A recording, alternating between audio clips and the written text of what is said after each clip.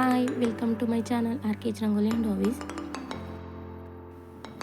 ನಾವಿವತ್ತು ಕಳಲೆ ಉಪ್ಪಿನಕಾಯಿ ಹೇಗೆ ಮಾಡೋದು ಅಂತ ನೋಡೋಣ.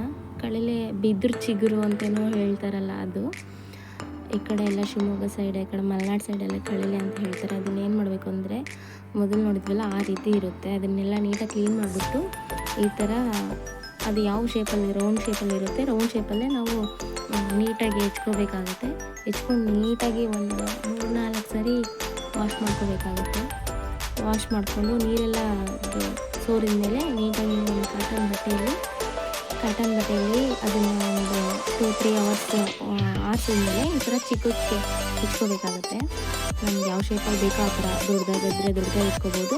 ಮತ್ತು ಉಪ್ಪಿನಕಾಯಿ ಇದು ಕಳಲೆದಾಗಿರೋದ್ರಿಂದ ಸ್ವಲ್ಪ ಚಿಕ್ಕಕ್ಕೆ ಹೆಚ್ಕೊಂಡ್ರೆ ಚೆನ್ನಾಗಿರುತ್ತೆ ಅಂತ ಹೇಳ್ತಾರೆ. ನಾನಿದು 2ನೇ ಸರಿ ಏನೋ ಆಗ್ತಿರೋದು ಏನು ಉಪ್ಪಿನಕಾಯಿ ಚೆನ್ನಾಗಿರುತ್ತೆ. ಫಸ್ಟ್ ಏನು ಮಾಡಬೇಕು ಅಂತಂದರೆ, ನಾವು ಒಂದು ಜಾರ್ ತೊಗೊಂಡು, ಅಂದರೆ ಪಿಂಗಾಣಿದು ಜಾರ್ ಇರುತ್ತಲ್ಲ ಅದರಲ್ಲಿ ಹಾಕ್ಬೋದು. ನನ್ನ ಹತ್ರ ಆದಷ್ಟು ದೊಡ್ಡದಿದ್ದಿಲ್ಲ, ಸೊ ಹಂಗೆ ಪ್ಲಾಸ್ಟಿಕಲ್ಲಿ ಹಾಕಿದ್ದೀನಿ. ಪ್ಲಾಸ್ಟಿಕಲ್ಲಿ ಅದನ್ನು ಸ್ವಲ್ಪ ಉಪ್ಪು ಹಾಕ್ಬಿಟ್ಟು, ಒಂದು ಲೇಯರ್ ಉಪ್ಪು ಹಾಕ್ಬಿಟ್ಟು, ಆಮೇಲೆ ಒಂದು ಲೇಯರ್ ಹೆಚ್ಚಿರೋದು ಕಳಲೆ ಹಾಕ್ಬಿಟ್ಟು, ಒಂದು ಲೇಯರ್ ಉಪ್ಪು ಹಾಕ್ಬಿಟ್ಟು, ಈ ಥರ ನಮ್ಮಲ್ಲಿ ಎಷ್ಟಿರುತ್ತೋ ಅಷ್ಟನ್ನು ನಾವು ಹಾಕ್ಕೋಬೇಕಾಗುತ್ತೆ.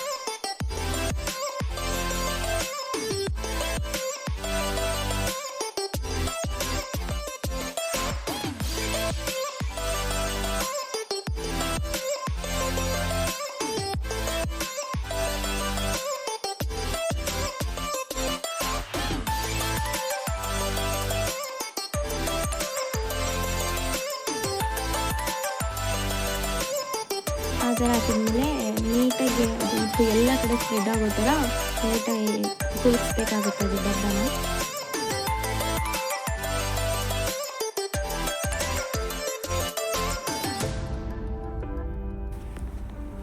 ಆಮೇಲೆ ಅದಕ್ಕೆ ಮಸಾಲೆಗೆ ಏನೇನು ಬೇಕಾಗುತ್ತೆ ಅಂತಂದರೆ, ಒಂದು ಚಿಕ್ಕ ಪಾತ್ರೆ ಇಟ್ಕೊಂಡಿದ್ದೀನಿ ನಾನು. ಸ್ವಲ್ಪ ಸಾಸಿವೆ, ಅದನ್ನು ನೀಟಾಗಿ ಹುರ್ಕೋಬೇಕಾಗುತ್ತೆ. ಚಟಪಟ ಅಂತ ಸಿಡಿಯೋವರೆಗೂ ಹುರ್ಕೋಬೇಕಾಗುತ್ತೆ.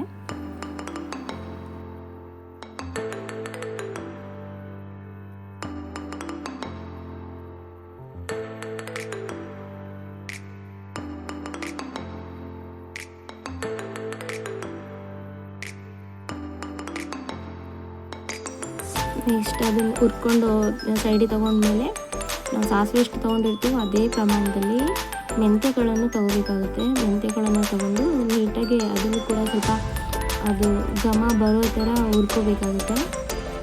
ಅಂದರೆ ಯಾವ ಫ್ಲೇಮಲ್ಲಿ ಹುರ್ಕೋಬೇಕು ಅಂತಂದರೆ, ನೀಟಾಗಿ ಅಂದರೆ ಸಿಮ್ಮಲ್ಲೇ ಇಟ್ಕೊಂಡು ಹುರ್ಕೋಬೇಕಾಗುತ್ತೆ. ನಾವು ಜೋರಾಗಿ ಇಟ್ಬಿಟ್ರೆ ಸಿದೋಗ್ಬಿಡುತ್ತೆ. ಹಾಗಾಗಿ ನಾವು ನಿಧಾನಕ್ಕೆ ಕಡಿಮೆ ಉರಿಲೇ ಇಟ್ಕೊಂಡು ನೀಟಾಗಿ ಹುರ್ಕೋಬೇಕಾಗುತ್ತೆ.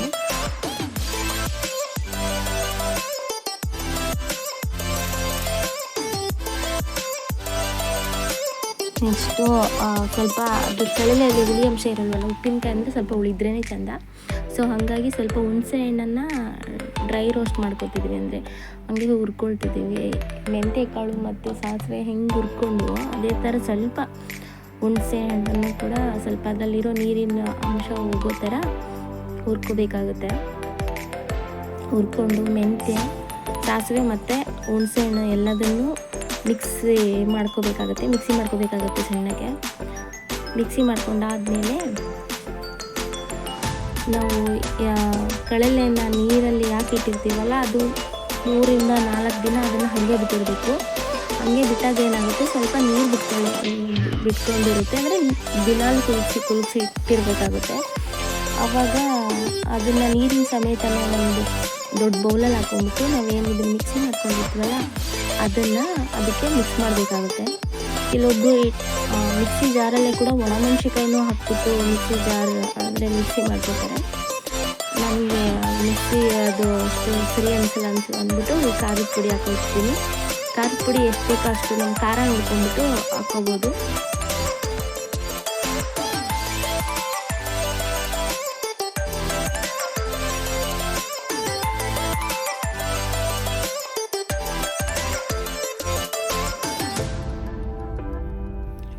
ಖಾರದ ಪುಡಿ ಹಾಕಿದ್ಮೇಲೆ ನೀಟಾಗಿ ಮಿಕ್ಸ್ ಮಾಡ್ಕೋಬೇಕು ನಾವು ಎಲ್ಲ ಕಡೆಯೂ. ಅದು ಏನು ಮಸಾಲೆ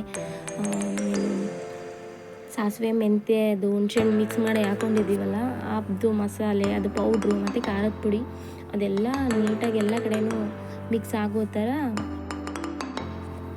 ಎಲ್ಲ ಕಡೆ ಮಿಕ್ಸ್ ಆಗೋ ಥರ ಮಿಕ್ಸ್ ಮಾಡ್ಕೋಬೇಕು.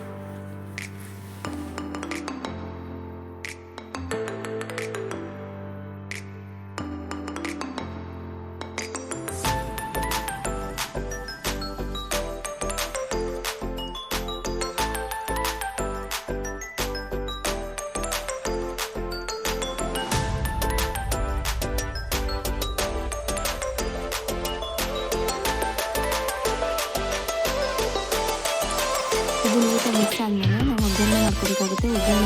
ಎಣ್ಣೆ ಹಾಕೋದು ಬಿಡೋಕ್ಕೆ ಮಿಕ್ಸ್ ಆಗಿದೆ.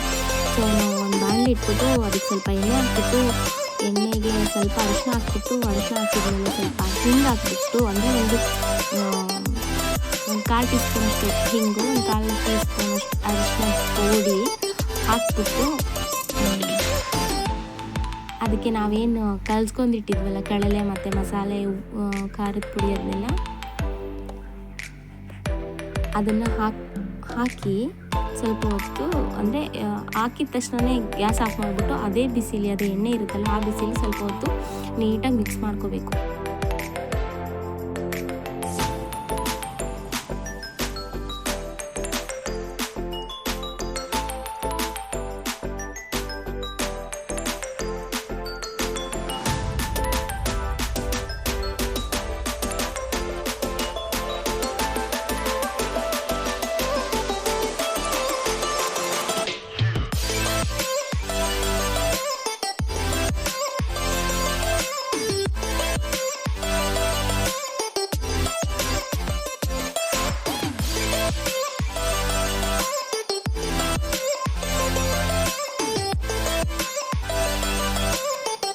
ಎಲ್ಲ ಕಡೆದು ಎಣ್ಣೆ ಆಗೋ ಥರ ಮಿಕ್ಸ್ ಮಾಡ್ಕೋಬೇಕು. ನೀಟಾಗಿ ಅಂದರೆ ತುಂಬ ಟೈಮ್ ತೊಗೊಂಡು ನೀಟಾಗಿ ಮಿಕ್ಸ್ ಮಾಡ್ಕೋಬೇಕು. ಅದ್ರ ಉಪ್ಪಿನಕಾಯಿ ತುಂಬ ಟೇಸ್ಟಿಯಾಗಿರುತ್ತೆ.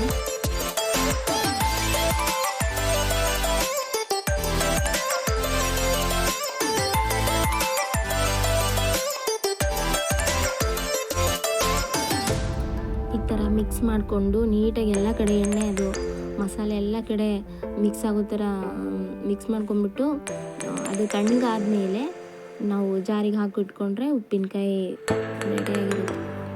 ಉಪ್ಪಿನಕಾಯಿ ತುಂಬಾ ಟೇಸ್ಟಿಯಾಗಿರುತ್ತೆ. ಸೀಸನ್ನಲ್ಲಿ ಒಂದು ಸಾರಿ ಕಡಲೆ ಉಪ್ಪಿನಕಾಯಿ ಟ್ರೈ ಮಾಡಿ, ತುಂಬಾ ಹೆಲ್ತಿಗೂ ಒಳ್ಳೆಯದು ಅಂತ ಹೇಳ್ತಾರೆ.